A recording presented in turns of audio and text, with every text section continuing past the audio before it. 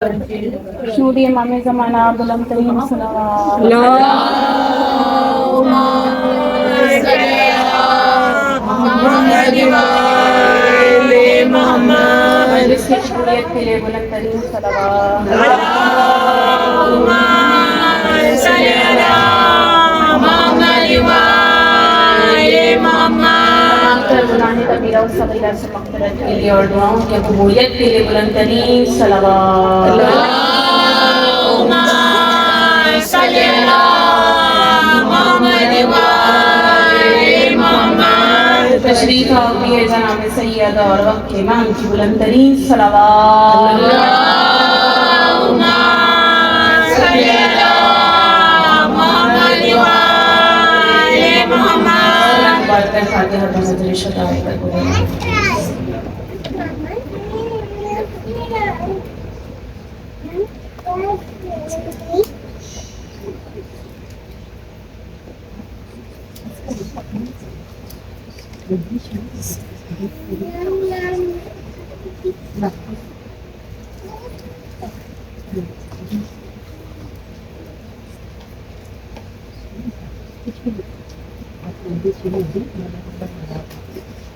تخلیق کردگار کو دیکھا ہے بارہا تخلیق کردگار کو دیکھا ہے بارہا شبیر انتہا ہے خدا کے کمال سبحان اللہ اور جب تک خدا رہے گا رہے گی حسینیت جب تک خدا رہے گا رہے گی حسینیت کتنی دراز ہو رہے زہرا کے لال شیطان الرجیم بسم اللہ الرحمن الرحیم الحمدللہ رب العالمین وعاقبۃ للمتقین ثم الصلاة والسلام على رحمة للعالمين مولانا ابو القاسم محمد عربی ونعرہ بلند صلوات اللہم صلی علی محمد وآل محمد الصلاة والسلام على یاسوف الدین امیر المومنین صاحب سیف ذوالفقار سخن گزار منبر سنونی شاہ سوار لافتہ پیشوائے انبیاء لسان اللہ صد اللہ ید اللہ جنب اللہ اذن اللہ حسن اللہ نور اللہ صد اللہ الغالب جانم علی ابن ابی طالب اللہم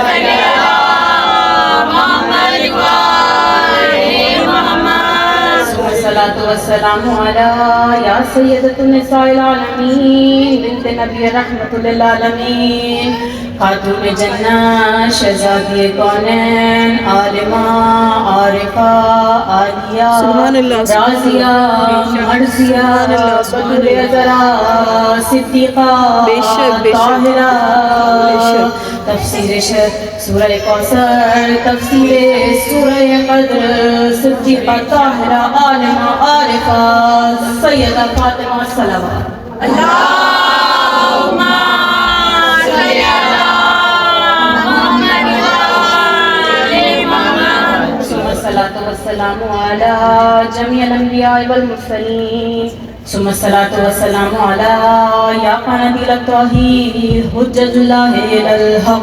طيبين الطاهرين المعصومين المظلومين ثم الصلاة والسلام على يا حجة الله يا بقية الله یا قائم صاحب العصر والزمان الامان الامان الامان سب میرے ساتھ مل کر دعائیں امام زمانہ کی تلاوت کریں گے بآواز بلند نعرہ صلوات اللہم صلی علی محمد وآل محمد بسم اللہ الرحمن الرحیم اللہم کل ولیک حجت ابن الحسن صلواتک علیہ وعلی آبائہ فی ہذہ ساعۃ وفی کل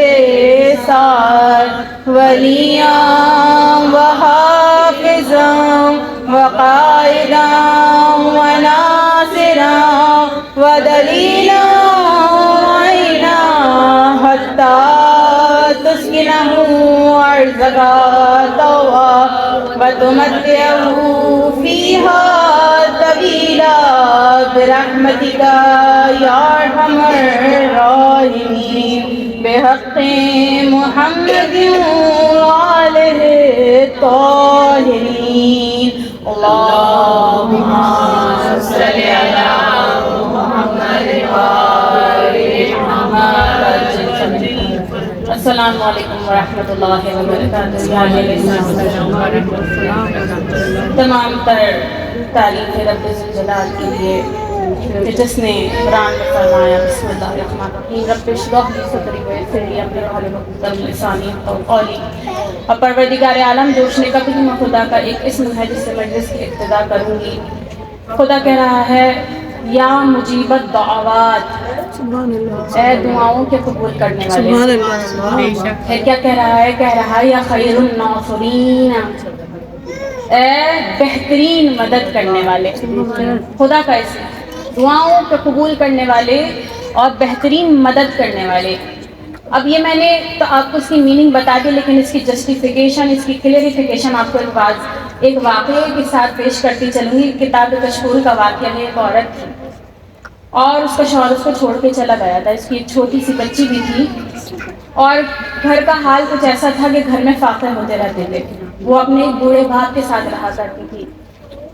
ایک دن فاقے کی یہ حالت ہے کہ گھر میں اس قدر فاقہ ہے کہ کھانے کو کچھ نہیں ہے اور بچی شدت سے بخار سے تپ رہی ہے. یعنی کھانے کو کچھ بھی نہیں تو دوائی کے پیسے کہاں سے آئیں گے، اور شدت بخار سے تپ رہی ہے. وہ مائیں جن کے پاس تقوی کی کمی ہے، ایمان کی کمی ہے، وہ کیا سوچیں گی؟ وہ یہ سوچیں گی کہ کھانا تو ہے نہیں اور بخار بھی ہے تو شاید بچی مر جائے گی.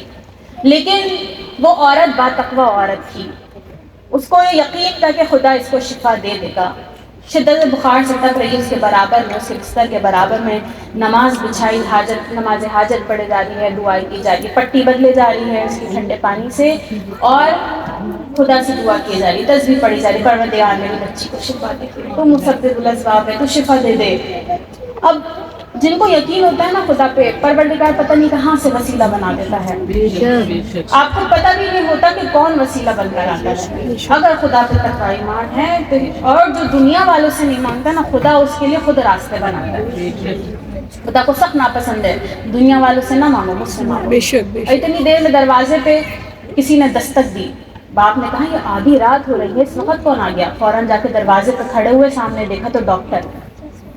اب جیسے ہی ڈاکٹر کو دیکھا، کہا آپ کو کس نے بھیجا؟ کہا یہ بتاؤ مریض کدھر ہے؟ سامنے بچی لے کے دکھا یہ مریض ہے. اس نے چیک اپ وغیرہ کیا اور کچھ دوائیاں لے لی.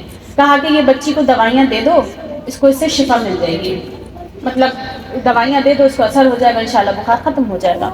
تو کہا کہ بھائی ہمارے پاس تو کھانے کے بھی پیسے نہیں ہیں، آپ نے دوائیاں لکھ دی، ہم کہاں سے خریدیں گے؟ ہمارے پاس تو کوئی پیسے نہیں. کہا اگر پیسے نہیں ہیں تو مجھے کیوں بلایا؟ میری ڈاکٹر کی فیس تو دو. کہا ہمارے پاس تو کھانے کو ایک نوالا موجود نہیں ہے، ہم آپ کو کہاں سے فیس دیں؟ پھر وہ غصہ کرنے لگا. کہا کہ جب فیس نہیں تھی یا پیسے نہیں تھے تو مجھے بلایا کیوں کال کر کے؟ اس نے بولا کہ ہمارے گھر میں تو فون ہی نہیں ہے، ہم کہاں سے تمہیں بلائیں گے؟ کہا فون نہیں ہے، میرے پاس تو کال آئی تھی. کہا ہمارے برابر والے گھر میں ہے، پڑوسیوں کے، ہمارے یہاں فون نہیں ہے. وہ باہر گیا، پڑوسیوں کے گیا، تھوڑی دیر بعد واپس آیا. اب دیکھا جب واپس آیا تو آنکھ میں آنسو ہیں، آنکھوں میں آنسو عشق لیے. کہا کہ یہ مجھے بتاؤ یہ واقعہ کیا ہے، یہ کیا ہوا تھا؟ کچھ تم کر رہی تھی؟ کہا کہ نہیں، میں تو بس دعا مانگ رہی تھی خدا سے، پروردگار میری بچی کو شفا دے دے. اس کی آنکھوں میں آنسو آئے. باہر گیا، دوائیاں لے کر آیا، کھانے پینے کی کچھ چیزیں لے کر آیا اور چیزیں لا کر ان کو دے دی. اور کہا کہ جب تک انشاءاللہ خدا کی رضا رہے گی یہ پیسے بھی تمہیں ملتے رہیں گے. میں تمہارے لیے ذریعہ خدا کے ذریعے سے روزی کا وسیلہ بنا رہوں گا جب تک خدا نہیں چاہتا. تو آپ دیکھیے کہ خدا کس طرح سے وسیلہ بناتا ہے، صرف ایک دن کے لیے نہیں، جب تک پتہ نہیں کب تک اس نے ان کی مدد کرتے رہی اور نہ جانے آگے بھی کرتا رہا ہوگا. تو پروردگار پہ تقوی رکھنا، ایمان رکھنا پورا ایمان رکھنا کہ میرا خدا میری مدد کر دے گا. اور صرف ایک واقعات نہیں، ایسے ہزاروں واقعات ہیں خدا کے اوپر ایمان کے، کہ اگر ہمیں خدا پہ سچا توکل ہو تو ہمیں وہاں سے وسیلہ مل جاتا ہے جہاں سے ہماری سوچ بھی نہیں گئی. درود بھیجے بابا سے بلند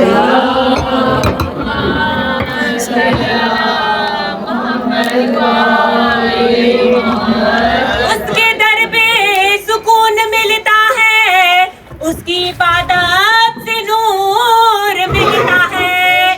جو جھک گیا اللہ کے سجدے میں، اسے کچھ نہ کچھ ضرور ملتا ہے. نعرہ حیدری، حیدری، حیدری، نعرہ بلند ترین صلوات. اللہم صلی علی محمد وآل محمد. اور خدا کی سب سے بڑی نعمت اگر ہم غور کریں، محبت محمد والے، جو اس وقت ہم سب کے جگر میں، ہمارے خون میں دوڑ رہی ہے. عشق آل محمد خون کی روانیوں میں ہمارے خون نہیں ہے، عشق علی کا نور ہے.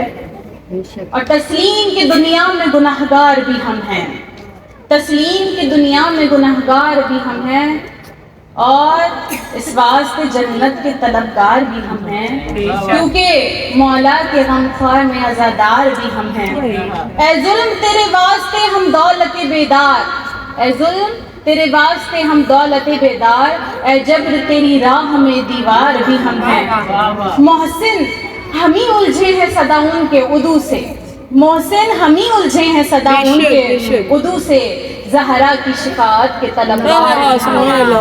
کتنے خوش نصیب خدا کی قسم وہ مومن، ہر پوری دنیا کا مومن، ہر وہ مومن خوش نصیب ہے کہ جو عزاداری برپا کرتا ہے، جو اپنے گھر میں فرش عزا بچھاتا ہے، اور جو اپنے پیروں سے فرش عزا پر چل کر جاتا ہے. خوش نصیب ہر اس عزادار کے جو مجلسیں کرتے بھی ہیں، مجلسوں کا اہتمام بھی کرتے ہیں، مجلسوں میں جاتے بھی ہیں، اور حسین کو پوسا بھی دیتے ہیں.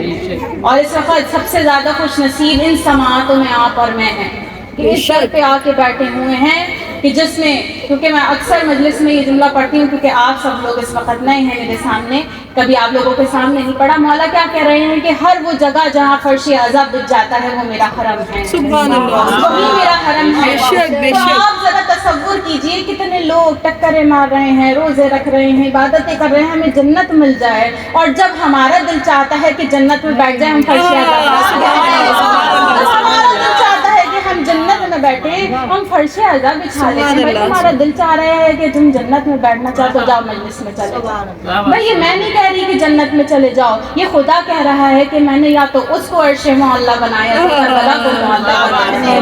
تو یہ حرم امام حسین جس میں اس وقت آپ اور میں بیٹھے ہوئے ہیں، یہ کربلا میں ہے، اور کربلا کیا ہے؟ جنت کا ٹکڑا.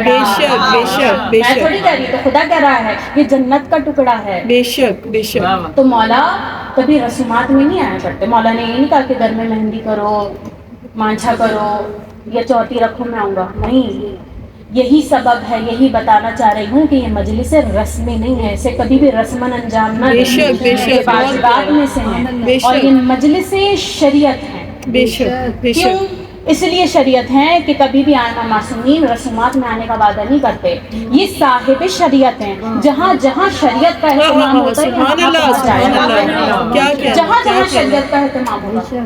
بھائی یہ آئمہ معصومین وہاں جانے کے لیے بتاب نہیں ہوتے جہاں رسم ہو رہی ہے، وہاں جانے کے لیے بتاب ہو رہے ہوتے ہیں جہاں شریعت ہے. یعنی یہ مجلس شریعت ہے. اور میری جو چھوٹی بہنیں ہیں اس وقت، میری چھوٹی بچیاں ہیں، ان کے لیے میں کہوں گی کہ کبھی بھی ان مجلسوں کو رسم سمجھ کے ادا نہیں کرنا، یہ واجب ہے. بے شک بے شک. اب واجب کی دلیل میں کیسے دوں گی؟ واجب کس نے کیا؟ رسول خدا صلی اللہ علیہ وسلم کو. ہمارے درود بھیجے بابا سے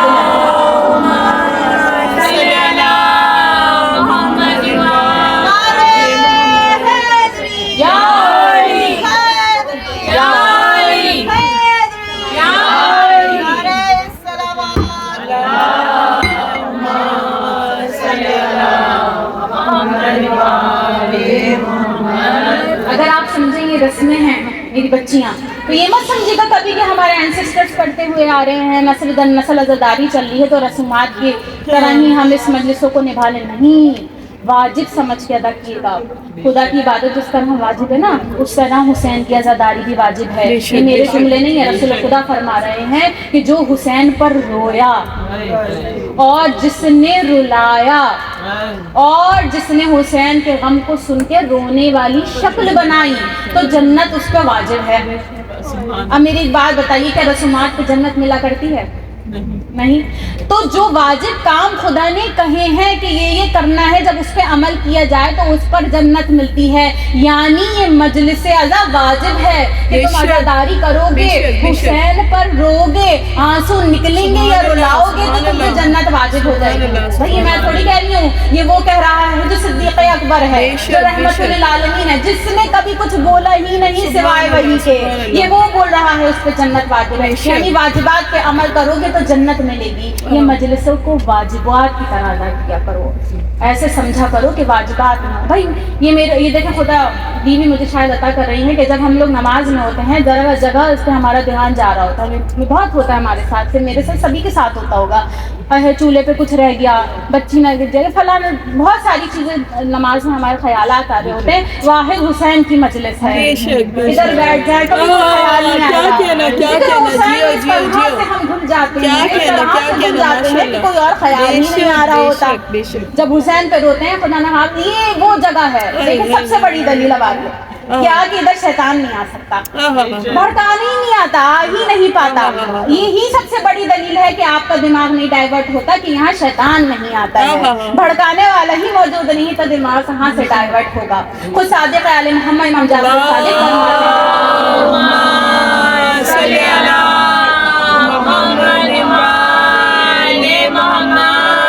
مولا کیا فرما رہے ہیں؟ مولا کہہ رہے ہیں کہ اگر میں تمہیں بتا دوں کہ ان مجلسوں میں بیٹھنے کا کتنا ثواب ہے تو تم اپنے روز مرہ کے سارے کام چھوڑ دو اور اس فرش پہ آ کے بیٹھ جاؤ. اس قدر ثواب ہے مجلس اعظم میں آ کے کہ اگر میں نے مومنین کو بتا دیا, مولا کہہ رہے ہیں, تو وہ اپنے سارے کام کاج چھوڑ کے صرف فرش اعظم برپا کرتے رہیں اور درود بھیجے آواز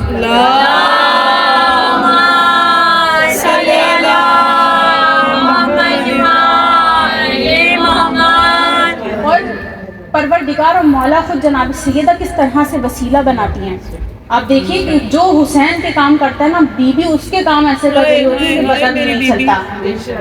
ایران کے شہر کرمان میں ایک شخص رہتا تھا, اس کی غالباً آج بھی موجود ہوں گے. ان کی یہاں ایسی عزاداری, ایسی نظر و نیاز ہوتی ہے کہ کسی بادشاہ اور وزیر کے بھی نہیں ہوتی.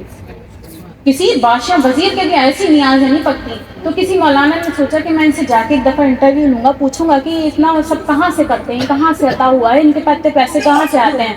تو وہ ایران وزٹ کرنے کے لیے گئے ان کے پاس ایران میں. کہا کہ وہ ایک 70 سال کے بوڑھے تھے, ان کے چہرے پہ ایک عجیب سا نور تھا. میں ان کے پاس گیا, میں نے ان سے ٹائم لیا, ان سے باتیں کرنا شروع کری اور پوچھا کہ آپ کی عزاداری اتنا پیسہ کہاں سے آتا ہے.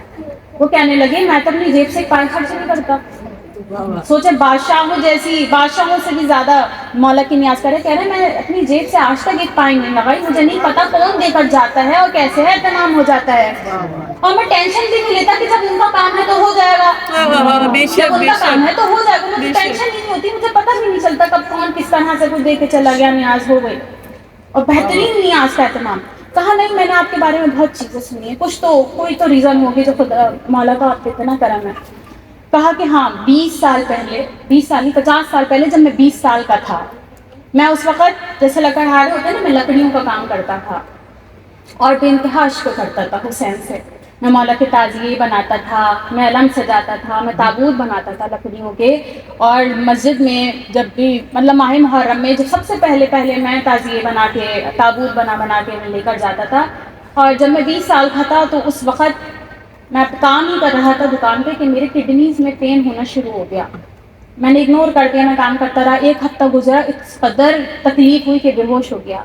ڈاکٹر کے پاس لے کے گئے, کہا کہ یورین ٹیسٹ کرواؤ. یورین ٹیسٹ کرنے گیا تو یورین ہی نہیں آیا.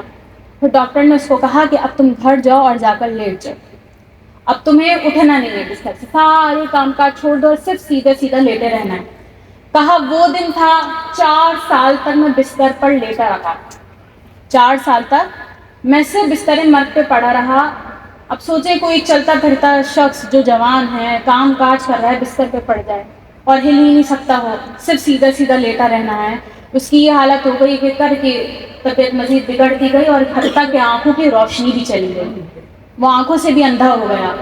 پھر ایک مرتبہ ڈاکٹر کے پاس لے کے گئے، اس کی جب یہ حالت ہوئی نا کہ آنکھوں سے بھی اندھا ہو گیا، سارے رشتے دار چھوڑ کے چلے گئے۔ وہ کہنے لگا صرف میری ایک بوڑھی ماں تھی جو مجھے بچی کی طرح میری خدمت کرتی تھی۔ مولا سب کی ماؤں کو سلام کرے، جن جن کی مائیں زندہ ہیں، اللہ ہم سب کو توفیق دے اپنے ماؤں کی قدر کرنے کے لیے۔ کہا میری ماں مجھے بچوں کی طرح سنبھالا کرتی تھی، سب نے ساتھ چھوڑ دیا تھا۔ پھر میں ہاسپٹل، ایک دن میری ماں مجھے لے کے گئی اور اس قدر کھال اس کی نرم ہو گئی تھی، سویلنگ اتنی تھی کہ پیچھے کمر پہ کیڑے پڑنا شروع ہو گئے تھے۔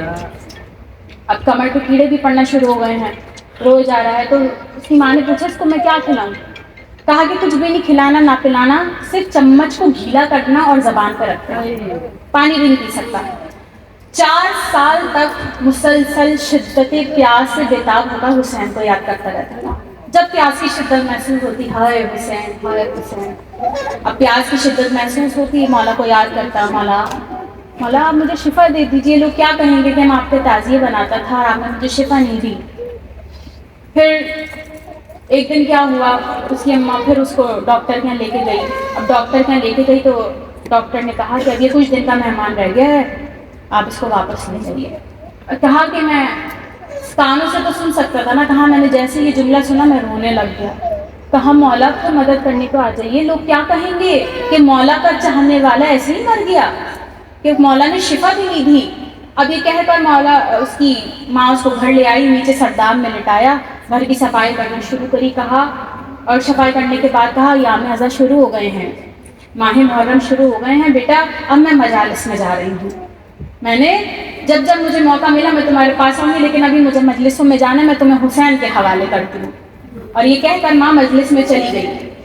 کہا 4 محرم کا دن تھا، کھڑکی سے ایک پرندہ داخل ہوا۔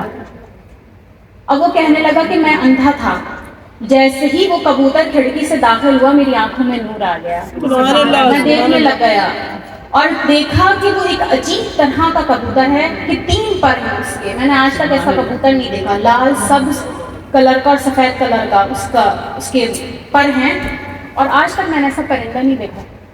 لال کلر کے اس کے پنجے ہیں۔ وہ میرے قریب آ کے بیٹھا اور آ کر مجھ سے گفتگو شروع کری، میرا برابر میں بیٹھ کے میرے کان میں کہتا ہے بھوک لگی ہے، پیاس لگی ہے۔ کہا 4 سال سے زبان پہ تالا لگا ہوا تھا، میں نے کہا ہاں بہت شدید پیاس لگی ہے۔ کہا اس کی چونچ میں کچھ تھا، کچھ پہلے سے موجود تھا، اس نے میرا منہ کھلوا کے اپنا جو بھی اس کے چونچ میں تھا میرے منہ میں ڈالنا شروع کیا، اور جیسے ہی میرے پیٹ میں گیا تو مجھے میرے جسم میں فروت محسوس ہونی شروع ہوئی، جسم میں عجیب سی فروت شروع ہوئی۔ اتنے میں وہ جا کے سامنے مسیری پہ جا کے بیٹھ گیا۔ اب وہ اتنی دیر میں سوچنے لگا، دیکھ صرف جسم میں ابھی فروت محسوس ہوئی ہے، مکمل شفا نہیں ملی، ابھی بھی بستر پہ لیٹا ہوا ہے، آنکھ کی روشنی واپس آ گئی ہے اور جسم میں تھوڑی فروت ہے۔ کہنے لگا مولا حسین اگر اس کبوتر کو آپ نے بھیجا ہے تو یہ میری چارپائی کے نیچے آ کے بیٹھ جائے گا، اور اگر آپ نے نہیں بھیجا تو یہ واپس اڑ کر چلا جائے گا۔ اتنے میں یہ سوچ ہی رہا تھا کہ فوراً آ کے مسیری کے نیچے بیٹھ گیا، یعنی اس سے اطمینان ہو گیا کہ اس کو مولا نے بھیجا ہے۔ اب اسی طرح دن گزرتے گئے۔ اب دیکھیں ماں آئی ہے رو کر مجلس حسین سے۔ پہلے زمانے میں کیا ہوتا تھا کہ لوگ رومال ساتھ میں رکھتے تھے اور اپنے آنسوؤں کو جو حسین پہ نکلتے تھے وہ رومال میں سیو کیا کرتے تھے۔ وہ رومال لے کر آئی اور اپنے بچے کے اوپر ملنا شروع کر دیا۔ اماں یہ کیا کر رہی ہو؟ کہا میں جو حسین کے غم میں آنسو بہائے وہ تیرے اوپر لگا رہی ہوں، تیرے جسم پہ مل رہی ہوں کہ خدا تجھے شفا دے دے۔ اللہ اکبر۔ کہا اچھا اماں، یہ کہہ کے جانے لگی۔ کہا اماں میرے بستر کے نیچے ایک کبوتر ہے، اگر آپ کو کوئی تکلیف نہ ہو تو آپ اس کے لیے کوئی دانہ پانی رکھ دیں۔ تو اماں کو حیرت ہے یہ کبوتر کہاں سے آیا؟ کہا اماں کچھ نہیں، بس آپ رکھ دیجیے اور مجلس میں جائیے۔ اب دن گزرتے گئے، عاشور آ گئی۔ عاشور آئی، اب رونے لگا، مولا اب تو آپ کی عاشور بھی آ گئی ہے، کیا اب بھی مجھے شفا نہیں دیں گے؟ وہ یہ سوچ کے رو ہی رہا تھا کہ سامنے سے دروازہ کھلا اور مولا تشریف لائے۔ کہا ان کے چہرے پہ ایک عجیب سا نور تھا، میری چارپائی کے برابر میں کرسی لگی ہوئی تھی، مولا اس پر آ کر بیٹھے اور اس نے چہرے کو دیکھ کے پہچان لیا کہ مولا حسین ہے۔ کہا میں نے مولا کا بازو پکڑا، ان سے لپٹنے کی کوشش کی، کبھی بازو چومتا ہے کبھی ہاتھ چومتا ہے، کہا جب میں نے ہاتھ چومے تو دیکھا مولا کی انگلیاں کٹی ہوئی۔ میں نے مولا کے ہاتھ چومے، مولا نے اپنے ہاتھوں کو میرے سر پہ پھیرنا شروع کیا۔ مولا میں قربان جاؤں آپ کے، میں صدقے جاؤں آپ کے مولا، 4 سال لگا دیے آنے میں۔ کہا فکر نہیں کرو، دیکھو تم نے ہمیں بلایا تھا نا، ہم آ گئے، دیکھو تمہارا انتظار ختم ہو گیا، بتاؤ مجھے کیا چاہیے۔ کہا نہیں مولا میں نہیں بتاؤں گا کہ مجھے کیا چاہیے، آپ سب جانتے ہیں، آپ کو معلوم ہے کہ مجھے کیا چاہیے، مولا آپ مجھے خود شفا دیں۔ اتنے میں کہہ کے مولا نے اس کے جسم پہ ہاتھ پھیرنا شروع کیا۔ اب جیسے ہی ہاتھ پھیرنا شروع کرا تو اس کو فروت محسوس ہونے لگی۔ کہا انشاءاللہ آج حسین نے تجھے وہ دے دیا ہے جو تجھے چاہیے تھا۔ کہا مولا آپ کا بہت شکریہ، مولا آپ کو پتہ ہے میں نے ایک نیاز مانی ہوئی تھی، میں نے نیاز مانی تھی کہ اگر مولا مجھے شفا دیں گے تو میں 10 دن تک آپ کی نیاز کرواؤں گا۔ تو مولا نے کہا اچھا 8 دن اور کروانا۔ کہا مولا 8 دن کیوں؟ کہا 10 دن میری طرف سے کروانا، 8 دن میری ماں فاطمہ زہرا کی طرف سے نیاز کروانا۔ درود بھیجو آواز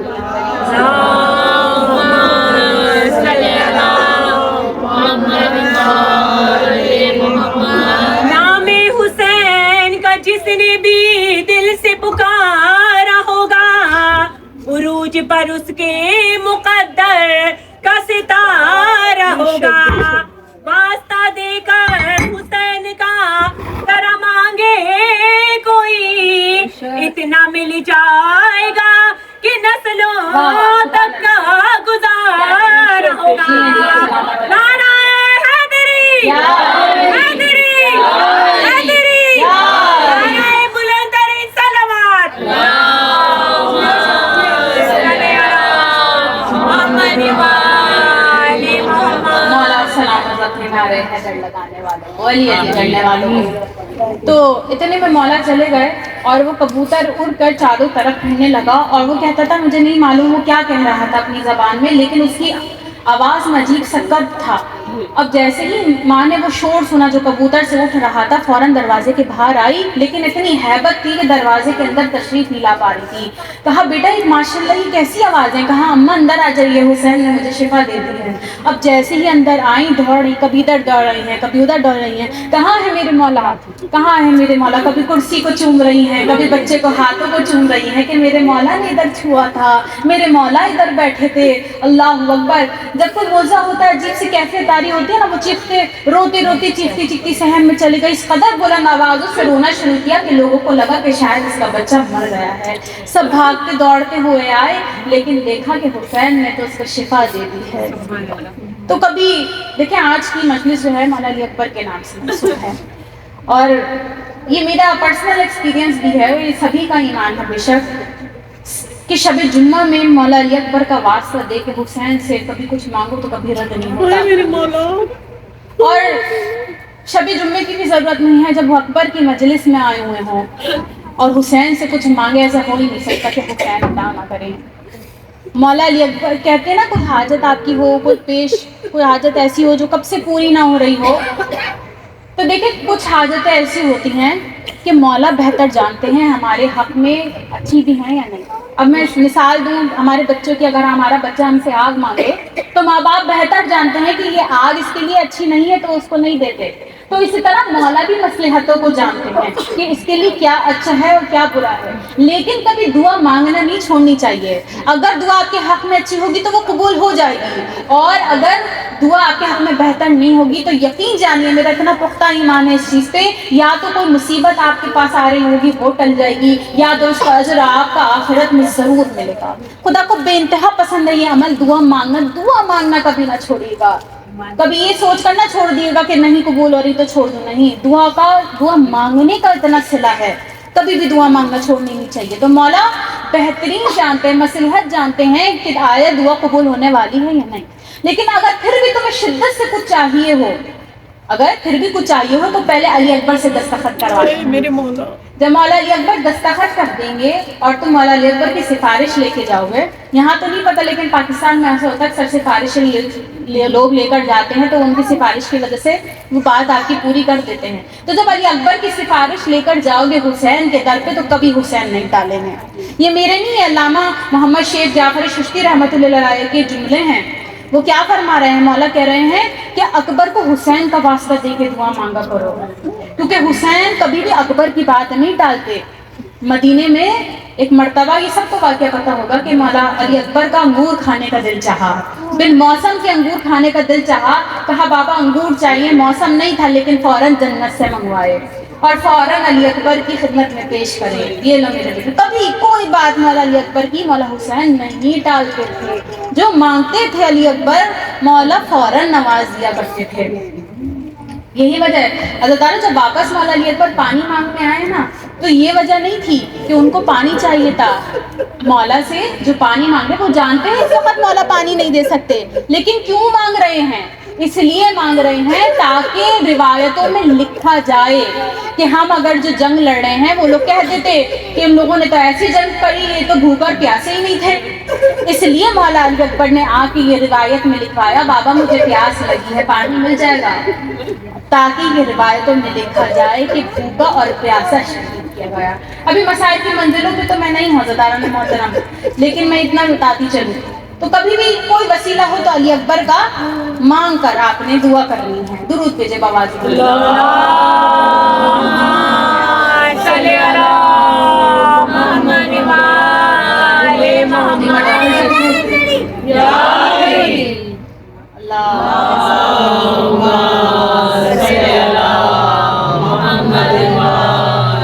مست قلندر زہرا کا شوہر حسنین کا مابا کعبے کا گوہر، ذرا زور سے بولو نعرہ حیدری، حیدری، حیدری، نعرہ بلند ترین صلوات۔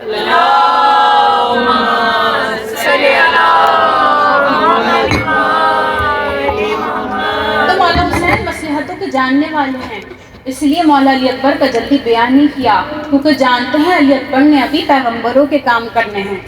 اگر میری بات سے تعجب ہو تو سوچیے وہ 6 ماہ کا بچہ 1,24,000 کے کام کر گیا، تو پھر مولا علی اکبر کو کتنے کام کرنے ہوں گے؟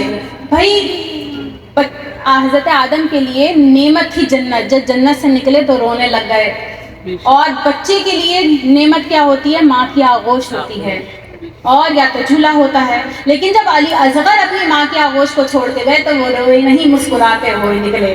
مولا علی اصغر کہہ رہے ہیں کہ حضرت نوح نے کیا بنایا؟ کشتی نجات بنائی، سفینہ بنایا، اور سو لوگ اس پہ سوار ہوئے۔ لو میں نے بھی امامت کے ہاتھوں کو سفینہ بنا دیا، میں نے بھی امامت کے ہاتھوں کو سفینہ بنا دیا۔ میں فخر ابراہیم ہوں، میں فخر اسماعیل ہوں، میں فخر داؤد ہوں، میں فخر یوسف ہوں، میں فخر سلیمان ہوں۔ ان لوگوں نے اگر دین میں روح پھونکی ہے تو آج میں بھی روح پھونک کر جا رہا ہوں۔ ہاں، لیکن اگر میں روتے ہوئے روح پھونکتا تو یہ دین مسکراتا نہیں، میں مسکراتے ہوئے روح پھونک کر گیا تاکہ یہ دین مسکراتا رہے۔ علی اصغر نے دین کے نصیب میں مسکراہٹ لکھ دی، ہاں چاہنے والوں کے نصیب میں رونا لکھ دیا، اس طرح شہادت ہوئی، لیکن دین کے لیے ہمیشہ کے لیے مسکراہٹ لکھ دی۔ اور ابراہیم نہیں جانتے تھے کہ دمبا کب آتا ہے، ان کو نہیں معلوم تھا، نہ جناب ہاجرہ جانتی تھی کہ چشمہ زمزم کب پھوٹتا ہے، لیکن حسین جانتے ہیں کہ چشمہ زمزم کب پھوٹتا ہے۔ ابھی بھی میں مسائل کی منزل پہ نہیں ہوں، جب مولا علی اصغر کو لے کر گئے، کہا اے فوج عدو اس کو پانی دے دو، اس بچے کا کیا قصور ہے؟ اگر تمہیں لگتا ہے میں قصوروار ہوں، اس بچے کو تو پانی دے، تو یہ تو صرف 6 ماہ کا ہے۔ ہاں اگر تم سمجھتے ہو کہ اس کی جگہ میں پانی پی لوں گا تو لو میں گرم ریتی پہ لٹا دیتا ہوں اور آگے پانی دے دو۔ یہ کہہ کر گرم ریتی پہ لٹایا، لیکن زیادہ انتظار نہیں کیا، فوراً جا کے علی اصغر کو اٹھا لیا۔ اب کوئی مولا سے پوچھے مولا انتظار تو کرتے، شاید کسی کے دل میں رحم آ جاتا، کوئی پانی پلا دیتا۔ کہا نہیں، امامت کا جواب آئے گا کہ امامت جانتی ہے بچہ ایڑیاں رگڑنا شروع کرے گا، وہاں سے چشمہ پڑے گا۔ جیو ماشاء اللہ۔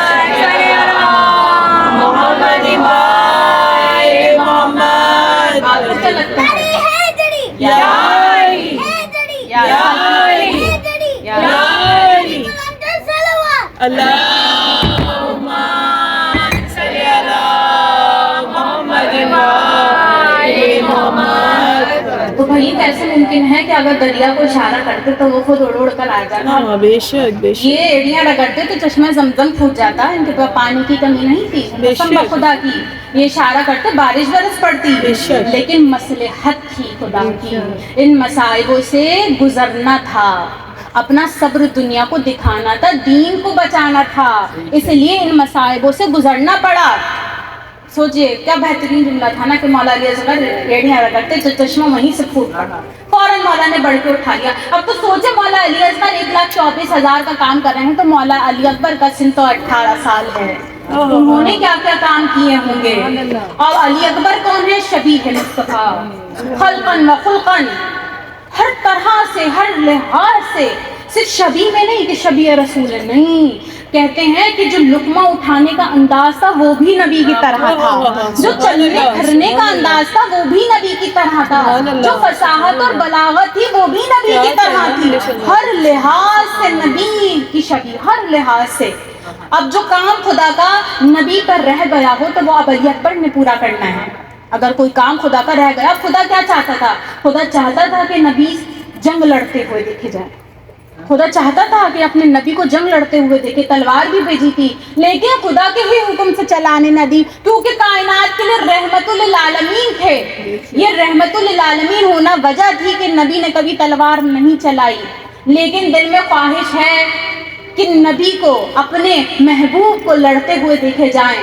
اسی لیے یہی وجہ ہے کہ مولا عباس کو جنگ لڑنے کی اجازت نہیں دی لیکن علی اکبر کو دے دی، کیونکہ مولا حسین جانتے ہیں کہ خدا چاہتا ہے اپنے نبی کو دیکھے جنگ لڑتے ہوئے. اب جیسے ہی مولا علی اکبر گئے ہیں جنگ لڑنے، اس طرح سے حسین نے بڑے غور سے جنگ دیکھی علی اکبر کی، کیونکہ یہاں حسین دیکھ رہے تھے، وہاں خدا دیکھ رہا تھا.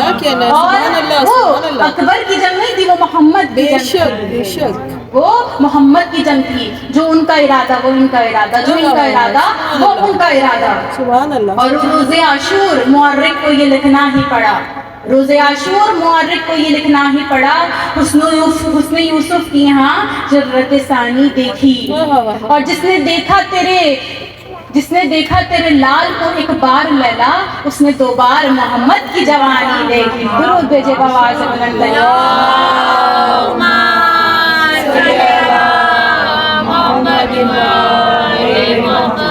مشک و عنبر کے پھول جیسا ہے، دین کے واجب اصول جیسا ہے.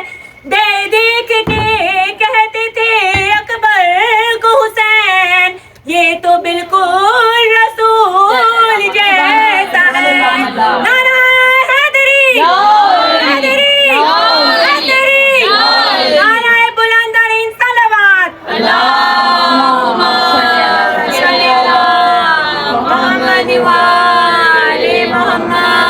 تو خدا چاہتا تھا کہ اکبر کو 1,24,000 کی باقیات نہ بنائیں، بلکہ خدا چاہتا تھا کہ پنجتن پاک کا مجموعہ بنائیں. کیونکہ میرا سرمایہ یہ پنجتن ہے، یہ 14 ہے کہ جن کے صدقے سے میں نے کائنات کو خلق کیا. تو علی اکبر 1,24,000 کے باقیات نہ رہ جائے. کہا آگے کہ یہ علی اکبر میرا نمائندہ ہے، یہ علی اکبر میرا نمائندہ ہے. اگر تم بھی چاہتے ہو کہ تمہاری نمائندگی میں آ جائے تو تم بھی کوئی دے دو. تو فوراً رسول خدا نے بڑھ کر کہا کہ میں نے اپنا حسن دیا علی اکبر کو. فوراً علی مرتضیٰ نے آگے بڑھ کے کہا کہ میں نے اپنا نام دیا علی اکبر کو. فوراً حسن آگے بڑھے کہا میں نے اپنا صبر خود دیا علی اکبر کو. فوراً مولا حسین آگے بڑھے کہا کہ میں نے اپنی شہادت دی علی اکبر کو. اتنے میں زہرا آگے بڑھی اور کہا میں نے اپنے 18 سال دیے علی اکبر کو. ملتی ہی نہیں کوئی ایسی مثال ہے، لیلا کا یہ جوان شبیہ نبی ہے. اور کربلا کی عمر ہو گئی 1400 سال کی، اکبر کی عمر آج بھی 18 سال. درود بھیجے بآواز بلند.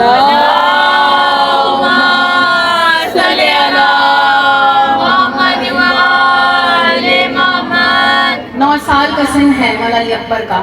9 سال کی عمر میں حافظ قرآن ہیں اور فصاحت اور بلاغت ایسی کہ مسجد میں لوگ رک رک کر سنا کرتے تھے تلاوت قرآن علی اکبر.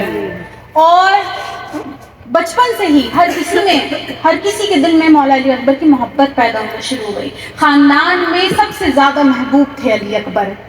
اور علم کا یہ عالم تھا کہ جب 16 سال کی عمر میں پہنچے ہیں اس علم کے مرتبے پہ فائز ہو گئے کہ جس طرح رسول خدا کے پاس لوگ مناظرے کرنے آتے تھے اسی طرح مولا علی کے پاس، پھر مولا حسن کے پاس، لیکن جب مولا حسین کے پاس آتے تو مولا علی اکبر کو آگے بھیج دیا کرتے. جب کوئی توریت سے سوال کرتا تو وہ توریت سے جواب دیتے، جب کوئی انجیل سے سوال کرتا تو مولا علی اکبر انجیل سناتے، جب کوئی زبور سے سوال کرتا مولا علی اکبر زبور سناتے، جب کوئی قرآن پڑھتا، کوئی قرآن سے کچھ پوچھتا تو مولا علی اکبر قرآن کی تلاوت کر کے سناتے. اور ایسا نہیں کہ بس ہاں مسئلہ ختم ہو گیا، نہیں، سمجھ کر جایا کرتے تھے علی اکبر نے کیا سمجھایا ہے. کہ جیسے رسول خدا سے مطمئن ہو کے جاتے تھے نا ویسے ہی کلمہ پڑھ پڑھ کے علی اکبر کے پاس سے جایا کرتے تھے. سبحان اللہ. اور اس خاندان میں ایک شعبہ تھا جو جناب سیدہ نے قائم کیا تھا، کیا کہ جیسا قرآن میں ہے نا جب تم اپنے رشتہ داروں کا خیال کرو لیکن اگر کوئی مسافر آ جائے تمہارے شہر میں تو خبردار بھوکا نہ جائے.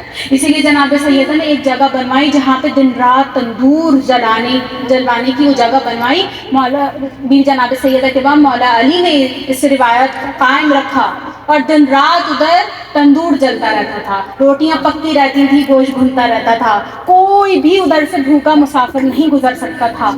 تو مولا علی نے یہ روایت قائم کری. اور عرب میں کہا جاتا ہے کہ جس کا دن رات تندور جلتا ہو اس کا تندور کبھی بجھا ہی نہیں. یعنی عرب کا سب سے امیر ہوتا تھا وہ شخص جو دن رات تندور جلاتا تھا. تو یا تو ہاشم کا کبھی تندور نہیں بجھا، یا تو مولا علی کا کبھی نہیں بجھا، یا تو مولا حسن کا کبھی نہیں تندور بجھا، یا تو بی بی زینب بشار عبداللہ ابن جعفر طیار کا تندور کبھی نہیں بجھا، یا تو جناب علی اکبر کا تندور کبھی نہیں بجھا. اور بعد امام حسن مولا حسن کا جو دسترخوان مشہور ہے وہ بھی جناب علی اکبر نے سنبھالا. خود ٹیک کیئر کیا کرتے تھے ہر چیز کی، سارے مسافروں کی، فقراء کی. اور صرف یہ تو دن کا عالم تھا، رات میں عالم تھا. تو جیسے مولا حسین مولا علی کی طرح بوریاں پیٹھ پر لادے جاتے تھے رات میں غریبوں کو تقسیم کرنے، تو ساتھ میں قاسم ہیں، ساتھ میں اون محمد ہیں، ساتھ میں علی اکبر ہیں، چچا سے روٹیاں لے کے غریبوں میں تقسیم کر رہے ہیں. مولا اپنی امامت سے غافل نہیں ہیں اور مولا ان بچوں کو بھی سکھا رہے ہیں. اور ساتھ میں عزیزان محترم جیسے جب مولا حسین کی سواری جاتی تھی نا تو یہ مشہور تھا کہ مولا عباس قافلے کے آگے ہوتے تھے، لیکن علی اکبر کبھی بابا کا سرہانا نہیں چھوڑتے. جیسے جیسے حسین کا گھوڑا بڑھتا تھا ویسی علی اکبر کا گھوڑا بڑھتا تھا. کبھی بھی مولا کا سرہانا نہیں چھوڑا ہے علی اکبر نے زدارو. جیسے فوراً عقاب پہ سوار ہو جاتے تھے. عقاب کون ہے؟ رسول خدا کا گھوڑا تھا یہ. اور اس کی نسل حضرت ابراہیم کے گھوڑے کی نسل سے جا کے ملتی تھی. تو کوئی غیر معصوم اس پہ سوار نہیں ہو سکتا تھا. جب نبی کے پاس آیا تو کہا کہ آپ سے پہلے میں نے اپنی کسی کو بھی سوار نہیں کیا ہے. تو یا تو عقاب پہ علی اکبر سوار ہوئے ہیں یا تو رسول خدا سوار ہوئے ہیں. اور پہلے یہ روایت تھی کہ 2 گھوڑے ساتھ ساتھ جاتے تھے کہ اگر کسی کو تھکان ہو، رستے میں آرام کرنا ہو تو تھوڑی دیر سر رکھ لیا تلوار پر، تھوڑا سا نیند کا جھونکا لے لیا، تھوڑا سا آرام کر لیا.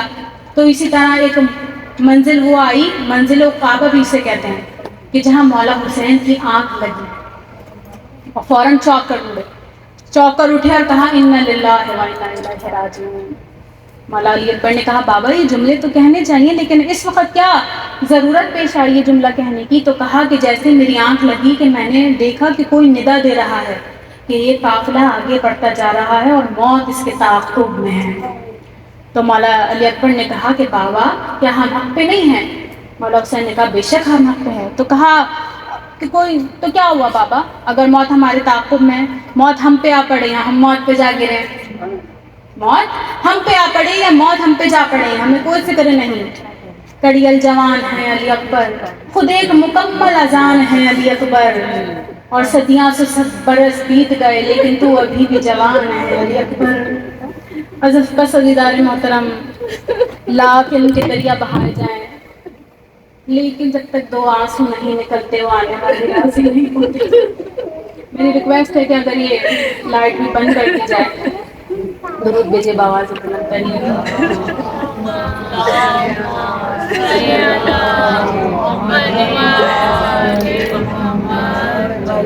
جب پھولی حضرت مختار کے پاس آیا تھا نا تو سب سے زیادہ غصے میں اس وقت حضرت مختار آئے تھے. جب پھولی آیا تھا پھولی سے پوچھنا شروع کیا یہ بتاؤ کہ کربلا میں حسین کو سب سے زیادہ عزیز کون تھا؟ تو کہنے لگے جتنے بھی ستمگار وہاں کھڑے تھے نا پھوٹ پھوٹ کے رونے لگے. کہا کہ حسین کو سب سے زیادہ عزیز ہے یا تو عباس کا یا تو اکبر. کہا تمہارے پاس کیا دلیل ہے کہ اکبر اور عباس زیادہ؟ یہ بتاؤ زیادہ کون عزیز تھا؟ کہا اکبر شاید زیادہ عزیز تھا، اس لیے کہ جب اکبر کو رخصت کیا نا تو کسی شہید کے ساتھ حسین نے ویسا نہیں کیا کہ جیسا اکبر کے ساتھ کیا. کہا کیا کیا؟ کہا جب حسین نے علی اکبر کو سوار کرایا تو پیچھے حسین اس طرح سے دوڑتے تھے کہ جیسے 1 سال کا بچہ نیا نیا سیکھتا ہے چلنا، کبھی چلتا ہے کبھی گر جاتا ہے.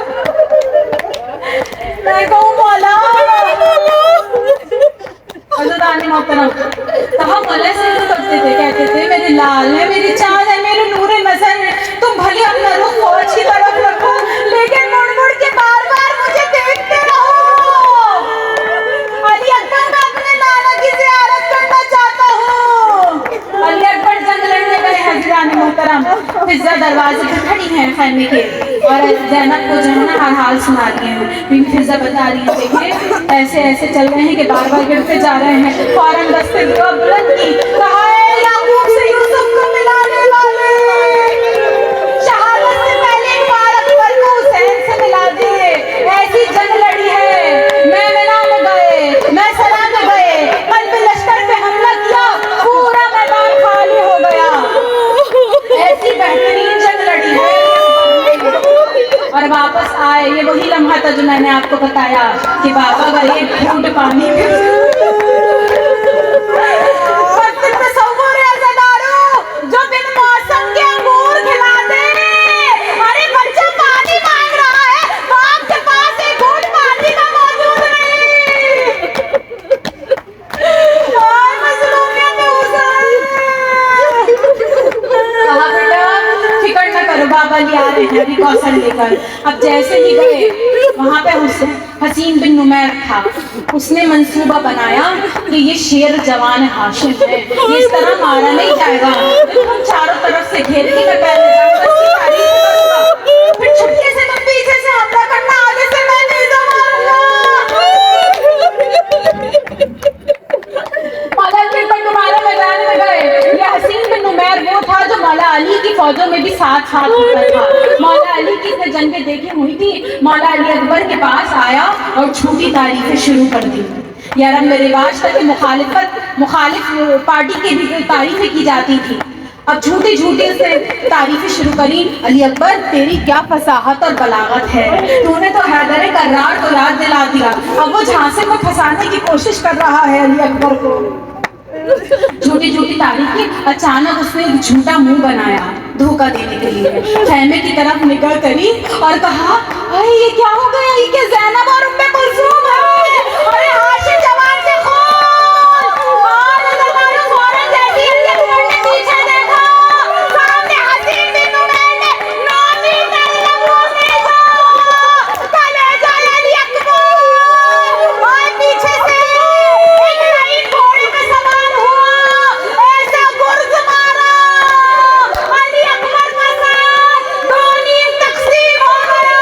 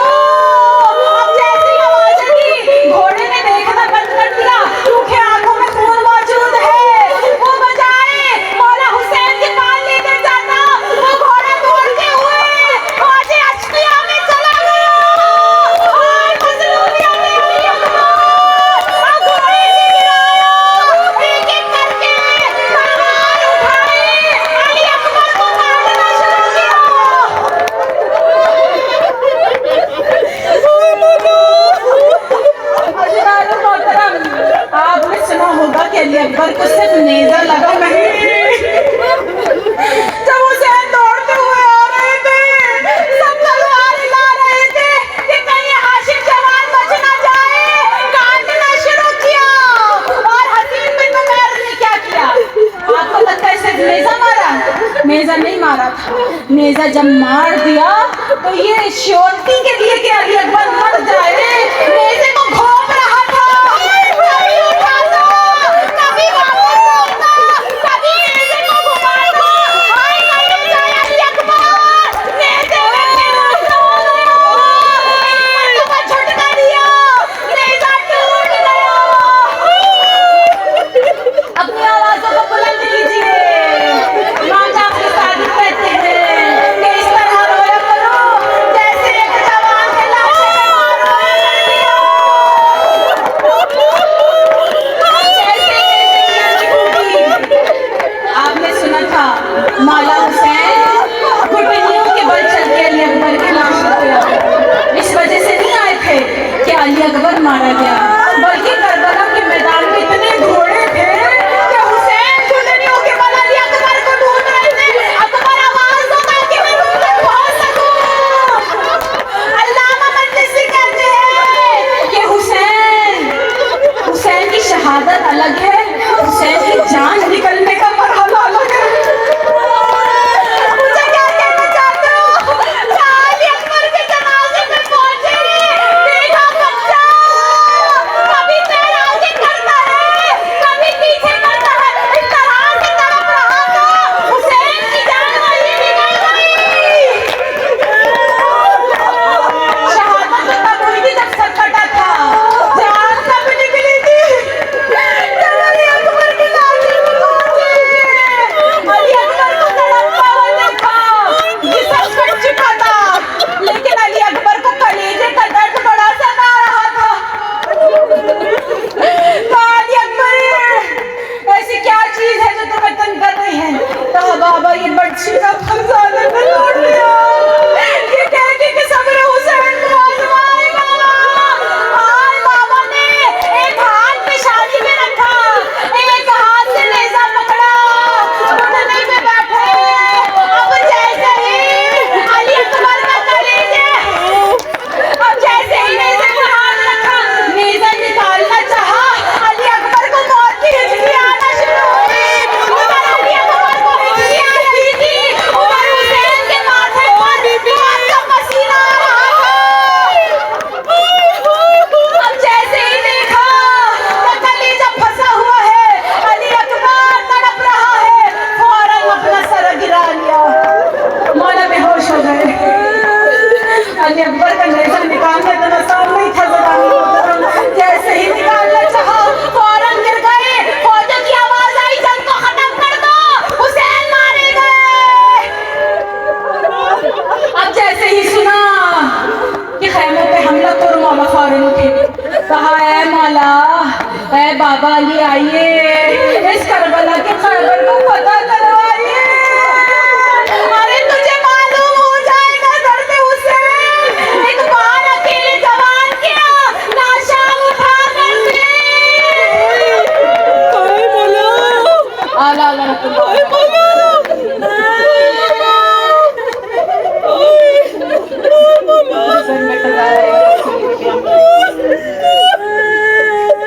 دشمنان اہل بیت پلانا میری جناب سیدنا کرتا راج کر دینے والوں پر لانا. مولا علی اکبر کے قاتلوں پر لانا. یہ عظیم قربانی ہے کہ جس کے لیے خود خدا نے کہا السلام علیکہ یا علی بن الحسین. جب آپ پڑھتے ہیں نا السلام علیکہ یا ابا عبداللہ السلام علیکہ رسول اللہ اس میں یہ السلام علی بن الحسین.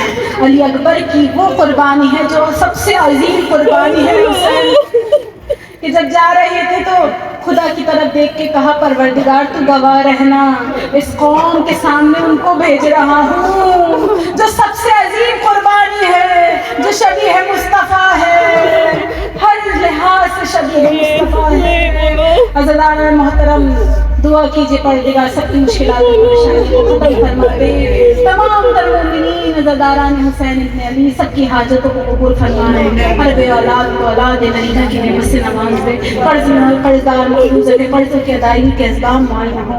ہم سب کے گھروں میں رحمت و برکتوں کا نزول ہو.